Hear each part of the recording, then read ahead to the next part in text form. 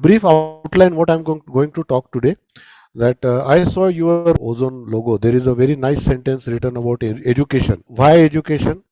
What is the difference between many terms which are used related to education, training? Then what one should do, what specific things one is required to perform during a group practice, like it's a trend of group practice as a medical practice, and then how to excel in our work, how to continue learning, and that's the overall agenda. And one important experience I'll be sharing, that last month I had been to IIM Ahmedabad, Indian Institute of Management Ahmedabad. So I will share few of my experiences there, which were very transformative.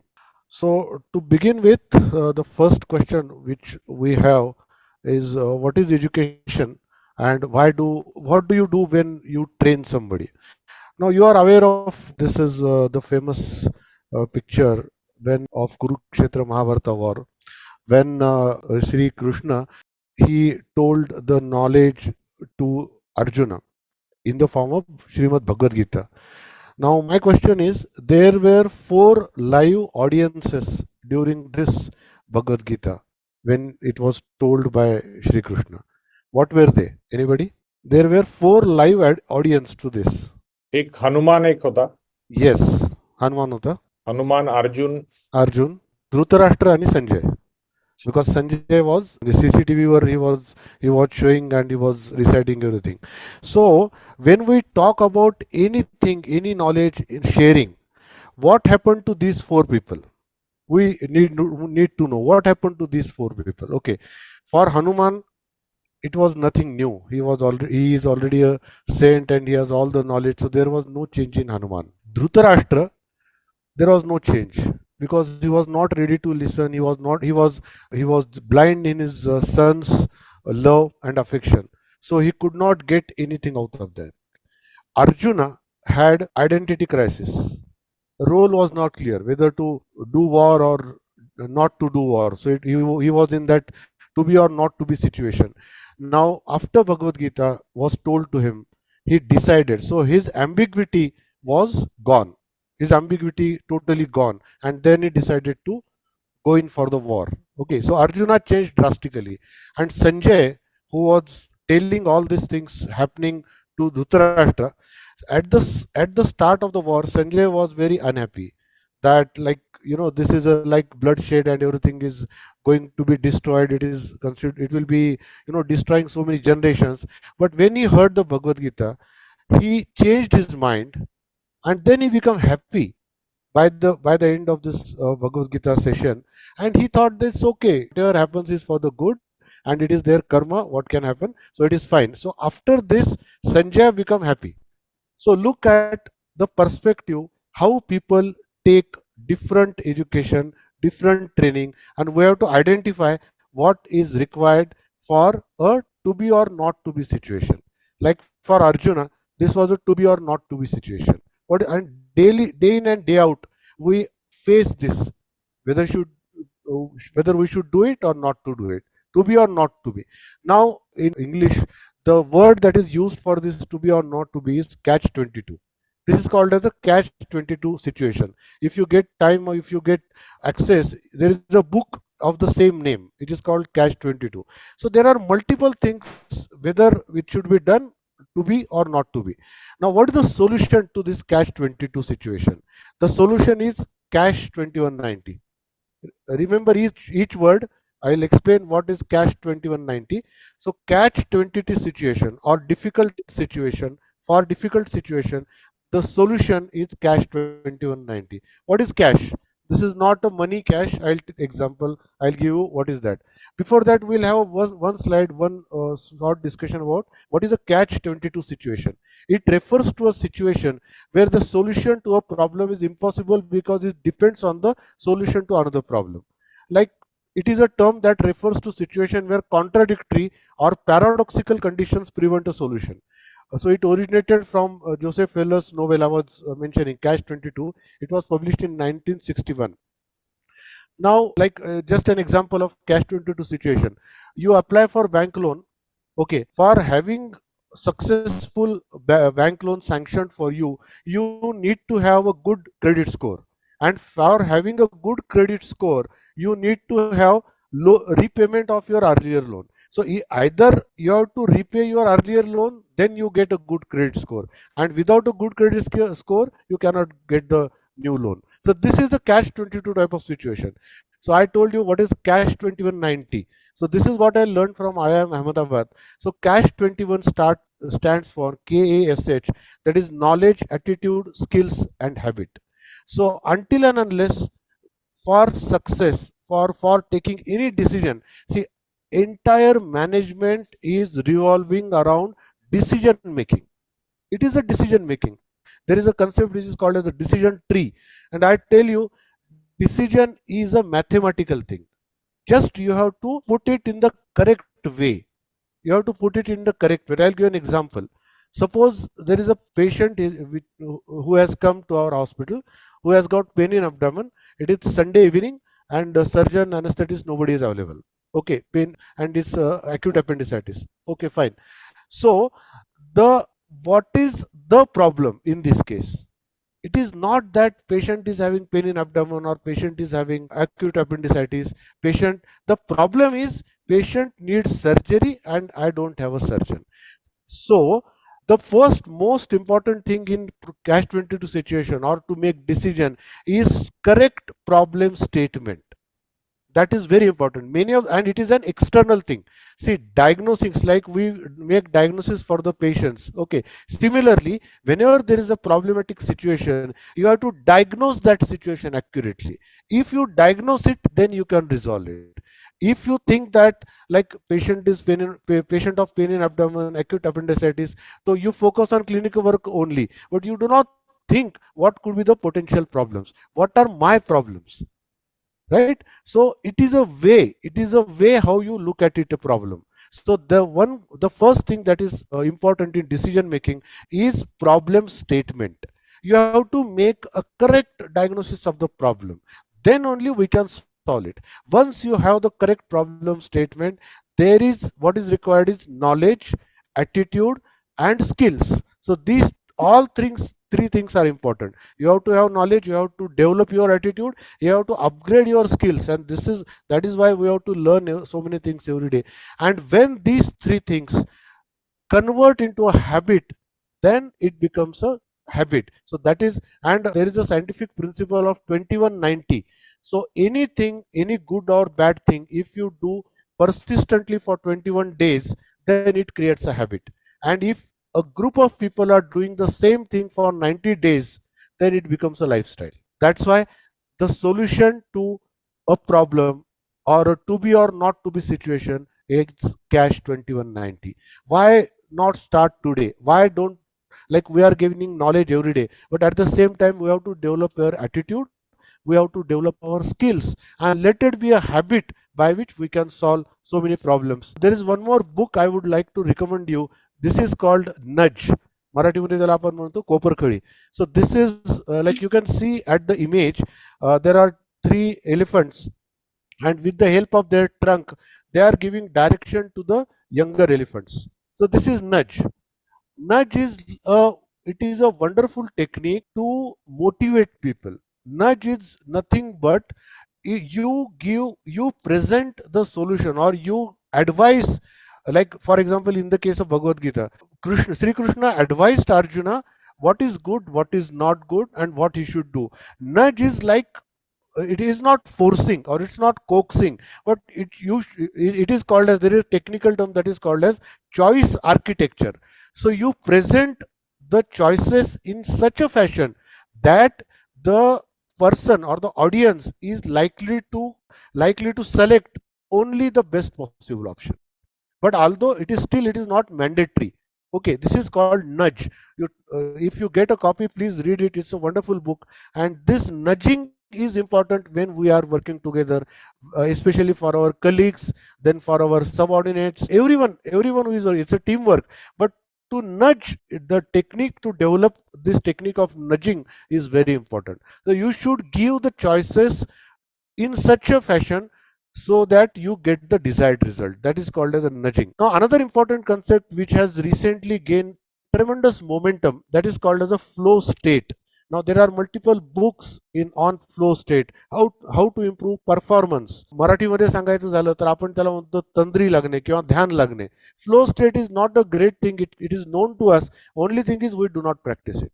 So look at this matrix. If you see, on the x-axis there is skill level, on the y-axis there is challenge level. So depending on the level of skill and level of challenge, your approach becomes like this.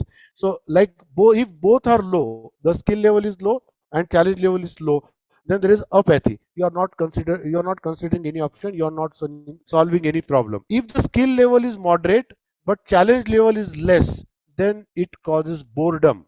If the skill level is high but challenge is low, then it is a relaxation phase. You have got tremendous skill but you don't have any challenge to solve, then it's a relaxation. If the challenge level is high and skill level is low, then that will cause worry. If the skill level is low and challenge level is high, then that will cause anxiety. This is very common. We often face this anxiety. If the skill level is moderate and challenge level is moderate, then it causes arousal. And if both are at their peak, then it is called as a flow of state or flow state. Flow state is such a thing that you enjoy your working to the fullest possible extent. So there are challenges. We have to face challenges so many times in day in and day out. At the same time, if we upgrade our skills to the level of the challenges, then it will be a state of flow state. Flow state means you are subconsciously performing best possible outcome. So you can see the another graph. On one hand there is at one extreme there is anxiety, on the another extreme there is boredom, but at the middle level, flow state. So it is essential that whatever work we do, whatever clinical practice we do, or whatever area we are working in, we have to be working in a flow state. You need not, you have to use your best possible skill to solve the challenges. This is a new concept recently introduced, but it should be known to us. And what is important is, once you achieve the flow state, then you achieve the focus. So success and performance outcome is dependent on focus. How much focused are you in your work? There are multiple examples when people are engrossed in their work. You might have seen so many music recitals or vocals, like see Pandit Bhimsen Joshi singing. Look at, he is totally involved into that. He's totally involved. He's not bothered what somebody else is doing. So that is a state of focus, or that is called as a flow state. So until and unless we achieve this flow state, we are not going to succeed in our working. Now, learning diary. So many of the times, like for example, I'll give an example. When I was in IIM Ahmedabad, we were required to maintain a learning diary. Learning diary is not a great thing. It is known to us, but we don't follow. Whatever we learn in the entire day, at the end of the day, just write 2 lines about your learning. Just write 2 lines, not more than that. That is enough. And this learning can be formal, informal, through your colleagues, through your friends, anything. Everywhere you can learn so many things, but mention those learning pearls at the end of the day, at least 2 learning lessons per day. Then we can definitely improve our performance. Being an anesthesiologist, why an education would be required or learning would be required, and so you should be committing to the lifelong learning. We are all doing lifelong learning. We continual education. It ensures we provide the best care. Elevate your expertise, invest in education. Education is like an investment. Balaji was mentioning, Sujit was also telling that almost 4 lectures of your this platform, they are dedicated to anesthesia. That's a wonderful thing. That's how that investment in education will help us. Knowledge is power, we know that. That's why we need to keep learning and grow with knowledge. Stay informed. So lot of options, lot of media are available, but just we are all scientific people, we should believe only what is the truth and what is from authentic sources. Now respond to a person, not to the question. So this is a very specific technique that is given.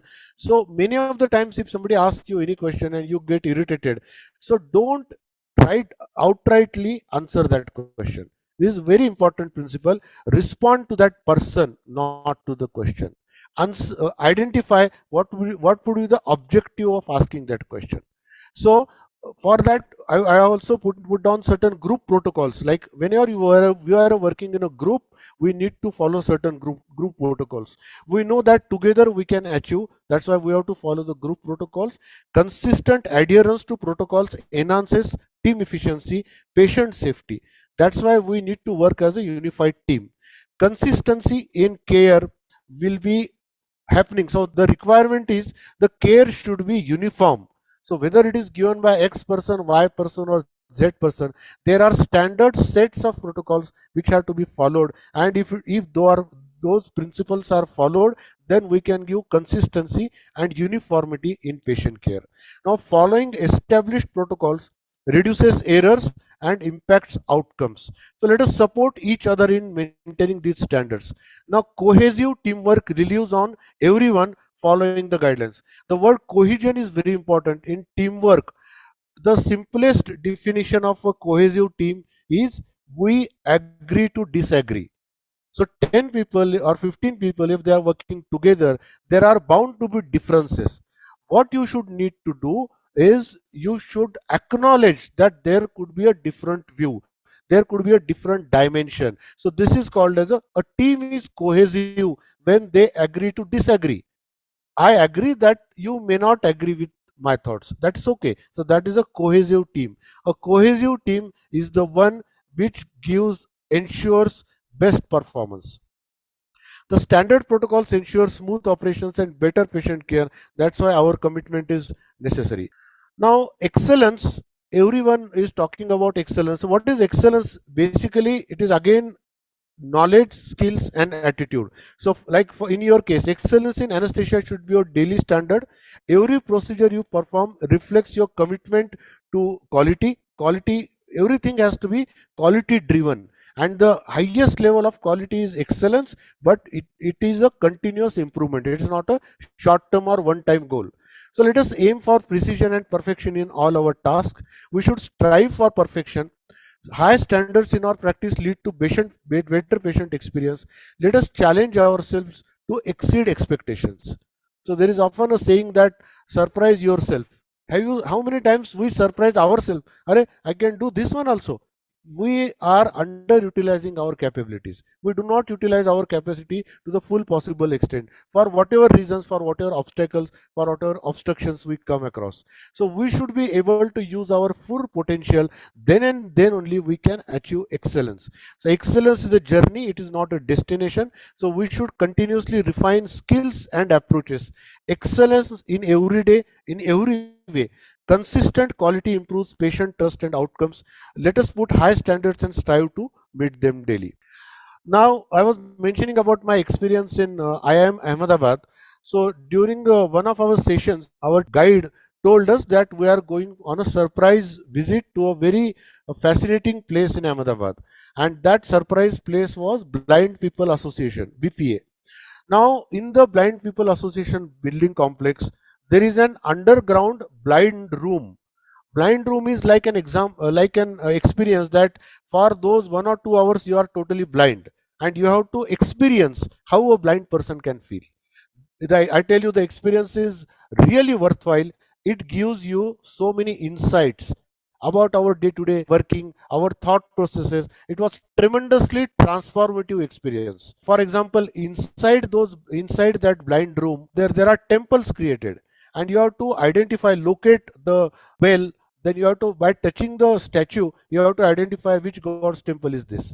Then we were shown a movie. Shown means we were hearing that. Nothing was shown on the screen because it's a totally blind room experience, and we were hearing what the movie was depicted, what was depicted in the movie. Now the guide for this program was also a blind person. He guided us through all those blind room experience and then took us out. Then he gave us multiple lessons which are very important. First is invaluable gratitude. Have gratitude for the sense of vision. There is a new wave that is coming up, that is called as a gratitude meditation. That is, you should be thankful to whichever superpower you believe in, to give us so many things. One of the dimensions is our sense of vision. Now, that blind guide who told us that we are blind by one sense and you are blind by four senses. So that was a very important message which he gave us. We take our vision for granted. We do not use our other four senses. That's why. And one important thing he told us, we often have read and we often have come across this statement that blind people have other senses working in more efficiently, or they have got more power in other senses, but it is not true. What he told me, what he told all of us is, our other senses are as good as yours. Only thing is you are underutilizing other senses. That is the reason you are blind by four senses, and I am blind only by one sense, that is a vision. So what was the insight which I received from that program? One is an invaluable gratitude. We should have gratitude for the sense of vision. We should notice our strengths. We should identify what are our strengths. Recognize that visually impaired person have abilities. It is in other senses, but actually we are not all using all our senses to the optimum level. Then strength in concealment, neither have nor reveal your weakness. Like when we entered that blind room, everybody started shouting out of fear. A few of them started singing some songs out of fear. So that means dark, pitch dark is one of the weaknesses. We should not make anything weak in us. We should be utilizing it as our strengthening point. Increase sensory awareness. Keep all your senses alert and active. Guiding empathy. Use this as a simile for approaching new patient or anyone in need. Now, one important thing is, consider a patient who is coming to you for pre-anesthesia checkup. Okay. For a moment, think that he or she, that patient, is blind as far as anesthesia is concerned. Obviously, they don't know what is anesthesia, who will give the anesthesia, what would be the duration, what will be the time, what will be the side effects. He would be having thousands of questions. So consider that person as a blind in anesthesia, then you should be able to guide that person. And if you properly guide, then the anxiety of that patient would be relieved. So I am giving you just an example that this can happen. You are knowledgeable about certain thing, and if somebody comes to you, that person is as good as blind. So how to guide that person is our responsibility. So have empathy. Then harmonious teamwork is very important. We should be a good team player. What happened is, once we entered the blind room, we put our hands on the shoulder of the next person who was one of our group members. So that is like a teamwork. There everybody was afraid, everybody was frightened. So just to have a sense of security, we kept hands on each other's shoulders. So that is a teamwork. So when you feel that team is there, then you feel safe. So that is a teamwork. Be a team player. And tenacious focus, as also already also I have mentioned, focus is everything. Whatever you do, you should put in your 100%. Then only we can get the expected results.